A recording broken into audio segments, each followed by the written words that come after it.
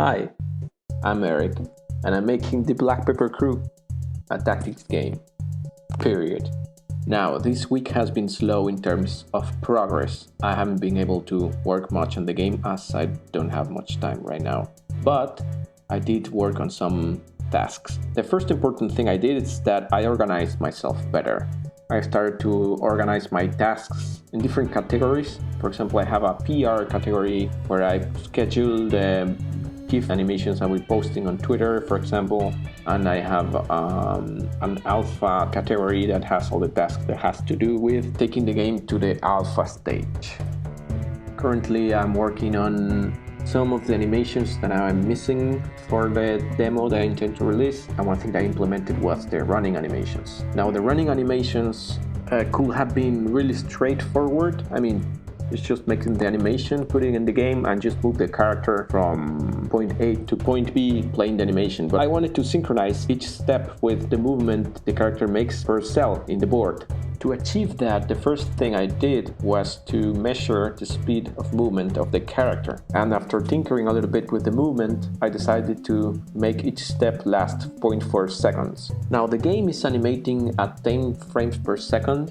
That will leave me with running cycles that have 4 frames per step. That's an 8-frame run cycle. And that's new for me. I tend to make running cycles that are around 14 frames. I really like the smooth running animation, but this time I have to control myself, I guess, and sort of focus on making them look nice and snappier with that less frame count.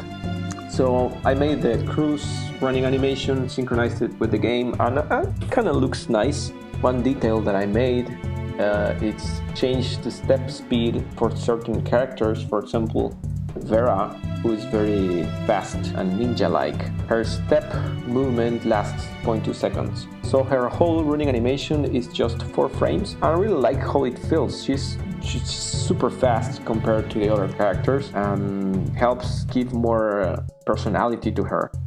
So that's one of the tasks I did this week. I'm still missing some of the running cycles for some of the enemies. Hopefully I will be finishing that this week.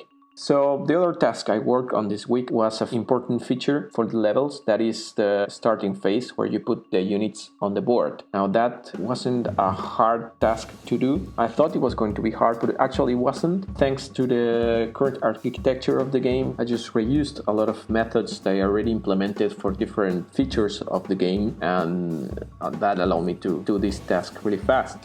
Now for that I created a unit placement phase that runs just before the turn manager, and that's it basically. it's that simple.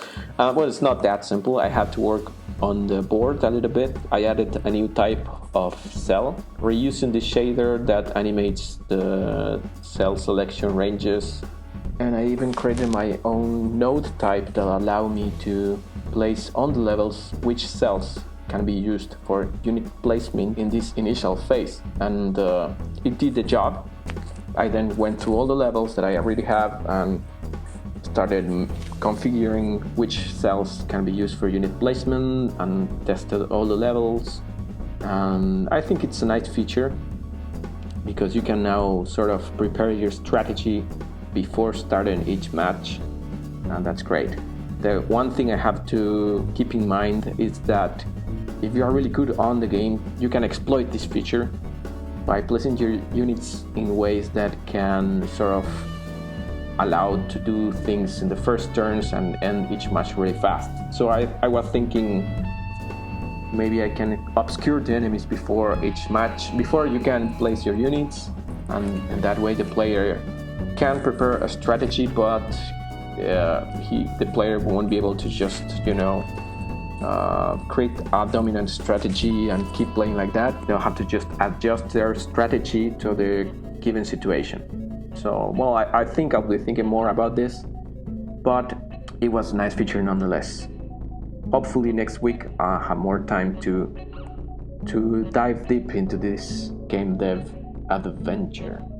So thanks for watching this video, and hopefully I will see you in the next devlog. Bye.